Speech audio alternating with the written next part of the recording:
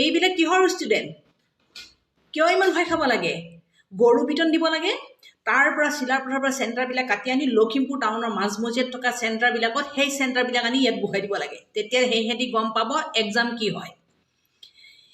তেহেঁতি কেৱল এটা কাৰণেই যায়, তাত নকল কৰি পাছ কৰিম বুলি। আৰু সেই যে চেণ্টাৰকেইটাত যিকেইটা ষ্টুডেণ্ট আহিছে, যিবিলাক ষ্টুডেণ্ট আহে, যিকেইখন স্কুলৰ পৰা তাত এক্সাম দিবলৈ আহে, আপোনালোকে ভালকৈ চেক কৰিলে গম পাব তাত ক্লাছ 9ৰ পৰা ডাইৰেক্ট ৰেজিষ্ট্ৰেশ্যন কৰি পেলাই এক্সাম দিবলৈ আহে। আৰু বয়সবিলাক চালে গম পাব তেওঁলোকৰ বয়স কিমান হৈছে। ইয়াৰ বাবে সম্পূৰ্ণ দায়ী সেইকেইখন স্কুলৰ হেডমাষ্টাৰকেইটা। আৰু তেওঁলোকে এই সুবিধাখিনি দিয়াৰ বাবে আজি এনেধৰণে এটা পৰিস্থিতি